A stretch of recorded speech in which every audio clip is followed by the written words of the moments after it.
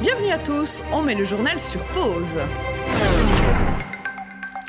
Et on s'arrête pour ouvrir le robinet. On s'intéresse en effet ce soir au prix de l'eau de distribution. Chez nous, tout le monde n'est pas logé à la même enseigne. Entre grands distributeurs et réseaux communaux, comment le tarif est-il calculé, par qui? Et puis surtout, pourquoi subit-il une augmentation cette année? On vous explique.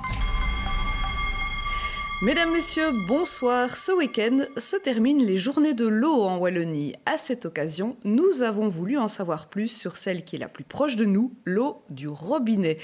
Les premières factures intermédiaires ne sont peut-être pas encore tombées dans votre boîte aux lettres, mais pour certains d'entre vous, attendez-vous à une mauvaise surprise. Le gouvernement wallon a accepté que les distributeurs d'eau augmentent leurs tarifs. À la SWDE, par exemple, pour une consommation moyenne de 70 mètres cubes par an, l'augmentation devrait avoisiner les 50 €. Pourquoi et comment fixe-t-on le prix de l'eau? C'est à ces deux questions que nous allons tenter de répondre. Et pour cela, j'accueille Cédric Prévedello. Bonsoir. Bonsoir. Vous êtes conseiller scientifique à Aquawal. Alors, je résume, c'est l'association qui regroupe tous les distributeurs d'eau wallons. C'est bien ça? Presque tous. Presque tous. Et en face de vous, Vincent Massinon. Vous êtes échevin à Jeudine. Votre visage est peut-être plus connu de nos téléspectateurs. Et vous êtes en charge de l'eau parce que Jeudine a un réseau communal. Mais vous êtes aussi membre du comité de contrôle de l'eau. On aura l'occasion de revenir sur ce qu'est ce fameux comité. Mais je le disais d'entrée, Cédric Prévedello, dans notre région, il y a des grands distributeurs d'eau, la SWDE typiquement, et puis des tout petits, comme Jeudine, Bièvre, Ouvresse, qui sont des réseaux communaux. Comment on explique cette disparité? On va aller voir sur la carte, c'est assez fractionné. Alors, c'est essentiellement lié à l'histoire de la distribution publique d'eau. Alors, sans refaire un cours totalement d'histoire en commençant à la révolution industrielle, il faut savoir que constitutionnellement, ce sont les communes qui sont en charge de la distribution d'eau. Et que très tôt, il y a ça plus de 100 ans, certaines communes ont décidé de se grouper entre elles pour créer ce qu'on appelle des intercommunales de manière à gérer la distribution d'eau. Alors il y en a de moins en moins puisqu'il y en a une grosse restructuration. On a aujourd'hui encore 47 à 48 distributeurs, en Wallonie, parmi lesquels 38 communes sont autonomes. Si on était dans les années 90, on était à plus de 120 distributeurs. Donc il y a progressivement une fusion d'opérateurs qui deviennent de plus en plus gros. Il y a de moins en moins petits opérateurs. Et la Société Wallonne de distribution d'eau, qui est en fait l'héritière de la Société nationale de distribution d'eau qui a été créée en 1913-1914. Donc voilà, c'est un peu pour toutes ces raisons qu'il y a ces trois modes de gestion qui coexistent encore aujourd'hui. Mais essentiellement, c'est à la commune de décider si elle souhaite le faire de manière autonome ou passer par une intercommunale ou la SWDE. Vincent Massinon, Monsieur Prévedello le disait, la tendance est plutôt un regroupement. Qu'est-ce qui fait qu'à Jeudine, on veut garder ce réseau communal? C'est quelque chose auquel on tient. Et vous n'êtes pas le seul. À Vresse, à Bièvre aussi, on tient fort à ce réseau communal. Oui, c'est historique également. On tient parce que c'est communal, c'est l'eau de chez nous. Et on a peur de la voir partir. Peut-être que c'est une erreur de se dire il faut la mettre dans les mains d'une intercommunale. Mais bon, c'est quelque chose de fort ancré dans la tête des gens. On n'a pas envie de... Ça fait partie du patrimoine, quelque part. Oui, alors que les gens pensent que c'est donner l'eau, vendre l'eau et tout, alors que si les communes qui sont passées dans les intercommunales n'ont pas passé l'euro à une société privée, mais à une intercommunale, donc au public de la même manière. Mais à mon avis, ce n'est pas tout à fait clair dans la tête des gens. Mais tant qu'on peut rester de manière autonome communale pour s'occuper de l'eau, je pense que la population préfère. Pourtant, c'est compliqué. On a ici, je vous vois lever les sourcils, on a souvent fait ici à ma télé, pas nécessairement avec Jeudine, puisque je disais Jeudine, Bièvre, Vresse, mais aussi en partie Rochefort. Pour les autorités communales, pour les services techniques communaux, c'est parfois très difficile de gérer ce fameux réseau. C'est très compliqué parce que c'est très multiple. C'est un métier, oui, je répète, très multiple. On doit gérer des fuites d'eau, on doit mettre de nouvelles installations, on doit faire de la chimie maintenant. C'est beaucoup plus compliqué que le boulot, le simple, entre guillemets, boulot de fontainier il y a 50, 60 ans. Mais c'est un beau challenge. Et je pense que nos chefs des ouvriers des services techniques communaux, tant à Jeudine qu'ailleurs, tiennent à conserver ce challenge. Tant que c'est possible, ça sera le cas, je dis. C'est un chouette métier, mais compliqué. Alors, donc ça c'est pour la carte, je vais dire. Alors maintenant, on en arrive peut-être au prix. Ce qu'il y a de particulier aussi avec l'eau, c'est que le distributeur ne décide pas du prix. Jeudine, la SWDE, grand comme petit, personne ne peut décider aujourd'hui, je vais fixer le prix de l'eau à un tel montant. Comment ça fonctionne ? Et c'est plutôt une bonne chose d'ailleurs, parce que comme la gestion est entièrement publique, ça veut dire qu'il n'y a pas d'entreprise privée en Wallonie. Je pense qu'il est toujours important de le mentionner, contrairement à la France par exemple. Mais le corollaire de cette gestion purement publique, c'est aussi le fait que le gouvernement a quelque chose à dire. Et en l'occurrence, depuis 2014, si je ne me trompe, la régulation des prix qui était fédérale, qui a toujours été fédérale, est passée à la région, dans le 6e package de réforme de l'État, je pense. Et c'est aujourd'hui le ministre de l'Environnement qui octroie ou non des augmentations de prix à la demande, évidemment, des distributeurs. C'est Yves Copiters qui vient d'accepter cela, oui. Il faut savoir que le distributeur, il calcule ce qu'on appelle son coût vérité, donc son prix de revient de vente d'un mètre cube. Et de cette base, il fait une trajectoire sur les 5 prochaines années. Quel est le prix qu'il attend en fonction de l'évolution des investissements, des coûts et des consommations notamment. Et il soumet tout cela pour avis, d'abord au comité de contrôle de l'eau, et puis à la direction générale de l'économie, qui remet un avis au ministre, qui décide en âme et conscience s'il autorise ou pas cette augmentation du prix. Alors on va reprendre, parce que vous venez de dire beaucoup de choses et on va peut-être essayer de les comprendre une par une. D'abord, le coût vérité, c'est un peu le même principe que pour les déchets. Ça veut dire qu'on est obligé de répercuter au client final, si je puis dire, toutes les étapes de l'eau. Donc à la fois le fait de lui apporter de l'eau, mais aussi le fait de l'assainir par après. C'est ça que ça veut dire ? Exactement. Et au corollaire de ça, ça veut dire également qu'on n'a pas accès à des subsides. Ça veut dire que tous les investissements sont faits de manière purement communale, mais répercutés aux citoyens. Pour en arriver à un calcul qui est du coût vérité de distribution d'eau, qui reprend une partie, il y a 3 grosses parties, le coût personnel, la partie investissement, l'amortissement des investissements, et puis après tout ce qui est, disons, les besoins en électricité, les analyses, des choses comme ça, quoi. Mais ça, c'est pour le distributeur, mais c'est également le cas pour celui qui assainit l'eau. L'assainissement, mais ça, on nous demande d'appliquer. On va collecter l'argent pour le réseau Wallon. Pour la SPGE, oui. Et vous faites partie, parce que je le disais d'entrée qu'on allait expliquer ce que ça voulait dire, vous faites partie de ce fameux comité d'avis, si je puis dire. Sur quelle base vous vous êtes dit, avec la demande des distributeurs cette année, oui, on peut leur accorder le fait d'augmenter le prix de l'eau ? Mais honnêtement, je n'ai pas participé aux réunions, mais il est clair que tout le monde était demandeur. Nous autres, ici, sur Jeudine, on n'a pas encore fait de demande. Peut-être que ça viendra l'année prochaine, donc cette année-ci, il n'y a pas. Il est clair qu'il y a une demande de tout le monde d'augmenter. Pourquoi ? Parce qu'il y a eu le Covid. Pendant le Covid, on a demandé de ne pas appliquer d'augmentation. Après, l'après-Covid, on a demandé également de ne pas augmenter. Or, le coût vérité augmentait. Puis il y a eu la guerre en Ukraine avec les augmentations d'énergie. On a demandé également de ne pas... Puis il y a une période un petit peu électorale qui fait que, voilà, maintenant, pendant 4 ans... Comme il n'y a pas d'élection, le prix de l'eau augmente, c'est ça que vous voulez dire ? Non, pendant 4 ans, pour des raisons de Covid, de guerre d'Ukraine. Oui, je comprends. Et puis un petit peu électoralement, il a été demandé par la région Wallonne de ne pas ennuyer les gens. Maintenant, il y a une demande partout d'augmenter les prix. J'ai même vu que monsieur le ministre Copiters demandait vraiment de revenir au coût vérité. Donc, en disant revenir, donc c'est qu'il convient que les distributeurs n'étaient plus au coût vérité. C'était plus possible de tenir encore comme ça, justement, M. Massinon le disait, avec l'eau qui n'augmente pas alors que tout le reste augmente finalement. Clairement, c'était plus possible. Je reviens 2 minutes sur le coût vérité assainissement. Le coût vérité assainissement, nous sommes aujourd'hui en 2025. L'augmentation a eu lieu en février 2025. Elle n'avait plus bougé depuis 2017. Ça fait donc 8 ans, en tout cas cette année pleine, que le coût vérité assainissement n'a pas augmenté. Or, entre-temps, on a dû investir dans des stations d'épuration qui consomment de l'énergie. En 7 ans, il y a eu des indexations salariales qui sont obligatoires et qui sont tout à fait souhaitables, bien entendu. Et puis, on a surtout eu cette augmentation des coûts de l'énergie suite à la guerre de Poutine en Ukraine. Et pendant cette période, il faut savoir que les opérateurs de l'eau ont, entre guillemets, servi de bouclier social. C'est-à-dire que comme on a vu que la facture énergétique qui est soumise à la loi du marché a augmenté de manière drastique et de manière abrupte en un temps record, ça a été pareil, évidemment, pour les distributeurs d'eau, mais les distributeurs d'eau ont dit « nous, on n'augmentera pas le prix de l'eau parce qu'on ne veut pas participer, en plus, à en rajouter une couche sociale ».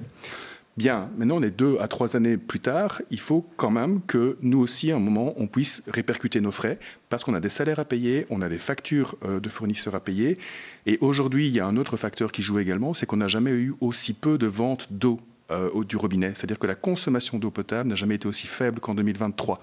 Et comme c'est un prix de revient, c'est-à-dire qu'on divise grosso modo les charges par les volumes, les charges augmentent, les volumes diminuent, il faut bien augmenter le prix de l'eau. C'est un peu paradoxal, ça, parce qu'on dit aux gens faites attention à votre eau, c'est un bien précieux, soyez économe. Et en même temps, le fait d'être économe fait augmenter la facture. Alors pas tout à fait, ça fait augmenter le prix. Mais le prix augmente moins vite que la consommation diminue. Ce qui fait que les gens ont tout intérêt à continuer à baisser leur consommation d'eau. Le prix du mètre cube va augmenter, mais la facture au total va bien entendu diminuer. Donc ce n'est pas contradictoire. Cela paraît contradictoire, ça ne l'est pas du tout. Ce qu'il faut savoir, c'est que cette politique du coût-vérité que M. Massinon a mentionnée, elle était très pratique dans les années 2005-2015. Aujourd'hui, ça peut, dans certains cas, être un problème. Parce qu'effectivement, on s'aperçoit que réconcilier de cette manière la baisse de consommation d'eau et l'aspect social, c'est difficile, ça peut être antinomique. Donc, nous disons toujours qu'il est toujours préférable de baisser sa consommation d'eau et le prix n'augmentera jamais proportionnellement à la baisse de consommation d'eau. Donc ça ne reste pas du tout antinomique, il faut pouvoir continuer à baisser sa consommation d'eau. Est-ce que ça ne serait pas plus simple d'avoir le prix de l'eau qui peut être indexé quelque part, Monsieur Massinon, plutôt que de fonctionner comme ça avec des autorisations Non, parce que disons le fait de passer par une autorisation nous oblige à être contrôlé, nous oblige à être plus pointu dans notre façon de travailler. Donc je pense que le fait d'être contrôlé n'est pas mauvaise chose du tout.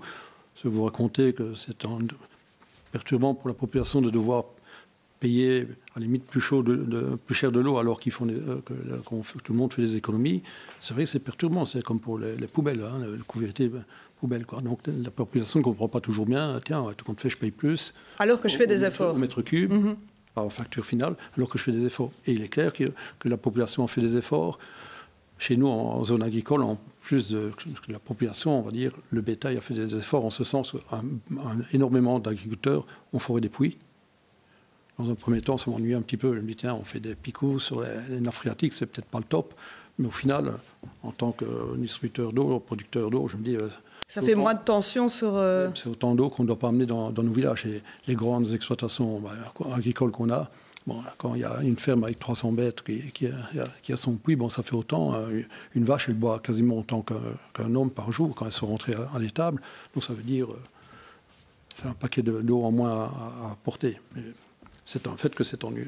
Voilà. C'est ennuyant, cette histoire de couvérité à appliquer, mais s'il n'y a pas ce système-là, c'est la commune qui va devoir financer. Or, c'est quasiment infinançable sans répercuter le prix exact à la population. Et ces autorisations-là, elles obligent aussi les distributeurs à certains investissements. C'est un échange quelque part. La région wallonne leur dit « Ok, vous pouvez augmenter, mais il va falloir investir dans tel et tel secteur ». C'est comme ça aussi que ça fonctionne. Alors, avant de répondre à cette question précise sur l'indexation, je pense que c'est une bonne nouvelle de ne pas indexer automatiquement. Pourquoi ? Parce que l'inflation génère des augmentations de salaires qui devraient logiquement générer de nouveau des augmentations de prix qui vont régénérer de l'inflation et donc c'est un cercle vicieux. Ça nous pousse, nous, en tant que distributeurs, à également être de plus en plus efficients en matière de ressources et on a tous les chiffres qui prouvent qu'on a pu faire de grandes économies et que ça va continuer à l'avenir de continuer à être de plus en plus efficace. Concernant les investissements, effectivement, nous devons, en parallèle de cette augmentation autorisée du prix de l'eau, essayer d'investir encore plus. Investir parfois à contre-cœur, parce qu'on a des pollutions du milieu que le distributeur d'eau doit traiter. On connaît tous l'histoire des PFAS, mais il y a des histoires de pesticides, il y a des histoires de nitrates qui font que la dégradation du milieu va nous pousser à devoir investir dans le traitement de l'eau pour protéger la population. Notre seule demande par rapport à ça, et notre incompréhension plutôt, c'est de se dire que, en vertu du coût-vérité, c'est le citoyen qui doit payer cette dépollution. Ce que nous avons du mal à comprendre, puisque le citoyen n'est en rien responsable de cette pollution. La revendication, là, c'est le principe pollueur-payeur. Voilà, qui n'est pas du tout appliqué en la matière, qui serait peut-être une voie de sortie sur cette augmentation du prix de l'eau liée à cette dégradation. Par ailleurs, on arrive aussi, dans les quelques années qui vont venir, face à un mur d'investissement. Comme on l'a mentionné au début, donc l'histoire de la distribution d'eau fait que les réseaux actuels, ils sont très anciens. Les premiers ont été placés vers 1860, 1870. Et aujourd'hui, ils ont leur âge. Il va falloir les remplacer. On a, et il faut le savoir, pour l'ensemble de la Wallonie, pour les 3,7 millions de Wallons, on a un total de 41 000 km de canalisation pour alimenter cette population, qu'il va falloir remplacer. Aujourd'hui, le taux de remplacement est trop faible. On est en moyenne en Wallonie à 0,4%. Ce qui veut dire qu'à ce rythme-là, il nous faudra 250 ans pour remplacer l'ensemble des canalisations. Ce qui est évidemment inaudible. Ça veut dire que les augmentations du prix doivent permettre notamment d'investir dans les réseaux, d'investir également dans l'amélioration du service. On ne parle pas encore beaucoup d'assainissement, mais il faut savoir qu'il y a une nouvelle directive européenne qui va nous imposer de traiter les micropolluants dans les stations d'épuration, c'est-à-dire les résidus de médicaments. Vous êtes en train de dire que les augmentations qui ont été accordées cette année-ci ne vont pas suffire pour couvrir tous ces investissements-là. C'est à ça qu'il faut s'attendre, que le prix de l'eau va de facto continuer à augmenter dans les années à venir? Si on reste dans cette logique de couvérité, c'est indéniable, c'est évident. Et c'est quoi alors la demande des distributeurs si le couvérité amène à une impasse? Notre demande, c'est de se dire, il y a toute une série de choses qui peuvent être activées, de mécanismes qui peuvent être activés au-delà du couvérité. Je reviens sur le principe du pollueur-payeur, c'est un premier point, mais ce n'est pas du tout négligeable. C'est plusieurs dizaines de millions d'euros par an qui pourraient être récupérés auprès de personnes qui ont justement généré ces coûts. Il y a également la volonté de voir dans quelle mesure il n'y aurait pas un subside possible pour notamment les travaux d'interconnexion. Alors je m'explique. Rapidement, parce qu'on va devoir avancer. On a des épisodes réguliers de sécheresse avec des restrictions d'eau. Une des solutions, c'est d'interconnecter les réseaux. Donc c'est une mission de service public parce que tout le monde en bénéficie. Il serait logique que ce ne soit pas les usagers du service d'eau qui simplement payent, mais l'ensemble de la population via l'impôt, par exemple. On a d'autres pistes de solutions, mais elles seraient très longues à expliquer. On va avancer, je le disais. Parce que je voulais aussi aborder un point qui est assez étonnant, c'est la disparité entre les prix de l'eau. Alors, un petit peu fait un scan, je veux dire, des différents distributeurs. On vous a montré la carte en début d'émission, on peut peut-être vous la remontrer. L'AIEC, c'est l'intercommunale des eaux du Condro. C'est là que l'eau est la moins chère chez nous. Elle est à 2,34 € du mètre cube. Et puis, à l'autre bout, on a la SWDE à 3,15 3,15 € du mètre cube. À Jeudine, elle est plutôt bon marché, 2,62. Qu'est-ce qui explique ces disparités? Pourquoi est-ce que les gens qui sont à Sommeleuse, par exemple, avec les eaux du Condro, payent moins cher que ceux qui ont l'eau de la SWDE? Je vais parler en tout cas pour Jeudine. Il est clair que le prix qu'on paye actuellement, on est trop bas. Monsieur parlait de kilomètres de conduite. On va donc faire un petit calcul rapide. 120 km de conduite pour Jeudine. Si on remplaçait toutes les conduites tous les 100 ans, ça veut dire 1,2 km de conduite à changer. Le coût du changement d'un kilomètre de conduite, c'est à peu près 400 000 €. Fois 1,2, ça veut dire 480 000 € d'investissement rien que pour la partie conduite. Donc, je ne parle pas d'amélioration de stations d'épuration, de traitement d'eau, même supplémentaire qu'on doit faire. Or, on vend à peu près 200 000 m3 d'eau, donc déjà rien que pour la partie investissement, si on veut remplacer nos conduites d'eau en 100 ans, on en a déjà pour 2,20 € le mètre cube. À ça, vous rajoutez le personnel, ainsi de suite, donc c'est absolument intenable.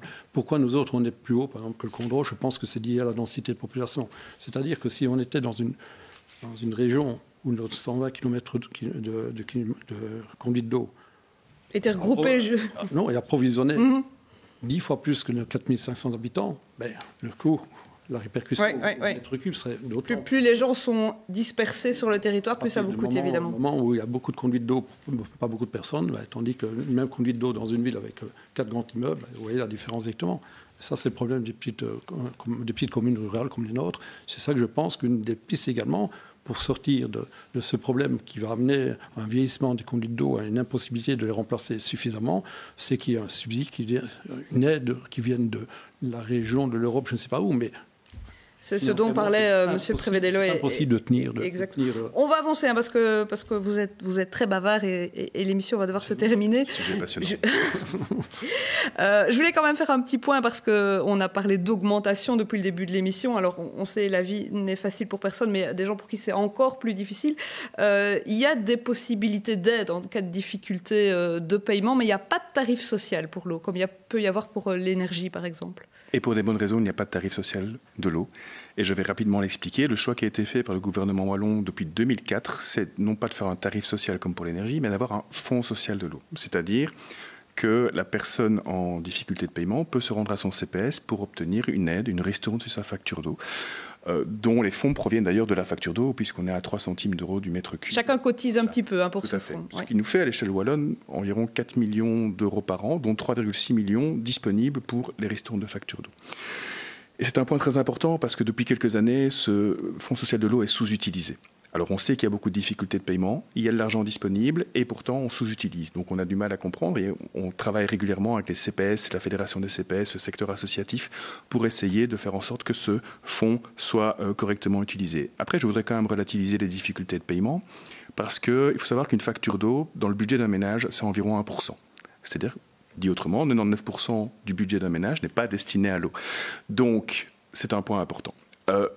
Ensuite, on s'est rendu compte que la première cause des difficultés de paiement de ce qu'on appelle la précarité hydrique, ce n'était pas tellement ni le prix de l'eau qui est trop élevé, ni le revenu qui est trop faible. C'est les consommations d'eau chez certaines personnes à faible revenu qui sont trop élevées.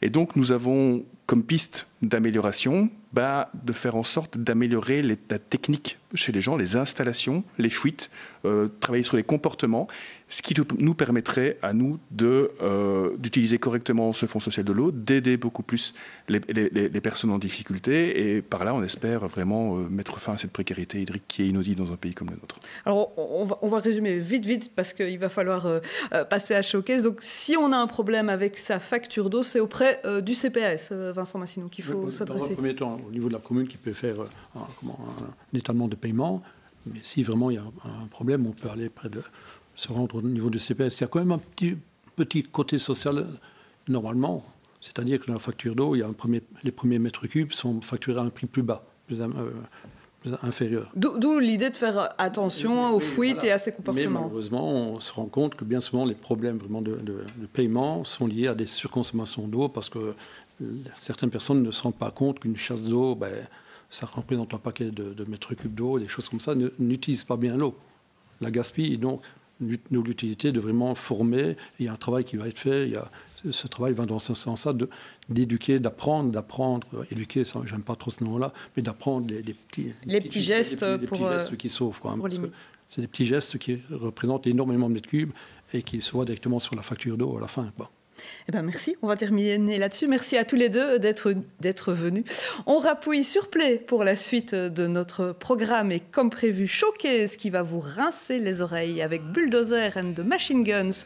Rien que le nom du groupe annonce déjà la couleur. Alors c'est du stoner, une forme de hard rock assez mélodieuse avec des passages planants et psychés qui rappellent les années 70. Et c'est la première fois que l'émission s'aventure dans ce type de musique et vous allez le voir, le trio bruxellois est assez bluffant de maîtrise.